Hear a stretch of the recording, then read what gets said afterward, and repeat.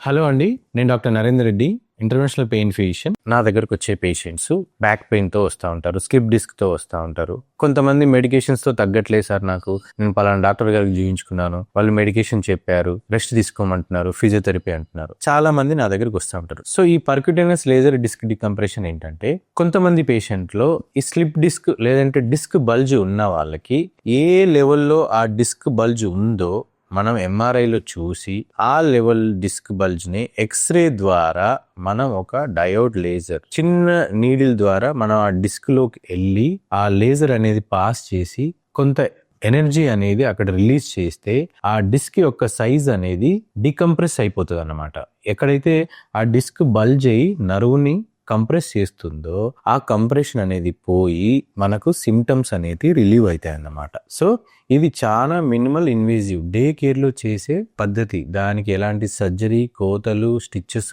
ఏం అవసరం లేదు. ఒక చుక్క రక్తం కూడా కారదు. So it is a very safe technique. మీరు ఇలాంటి డిస్క్ బల్జ్తో ప్రాబ్లం పడుతున్న వాళ్ళు లేదంటే సర్జరీకి భయపడుతున్న వాళ్ళు, మెడిసిన్స్తో తగ్గని వాళ్ళు దగ్గరలో ఉన్న మీ పెయిన్ స్పెషలిస్ట్ని కలిసి ఈ పర్క్యూటేనియస్ లేజర్ డిస్క్ డికంప్రెషన్ గురించి అడిగి వివరంగా తెలుసుకోండి.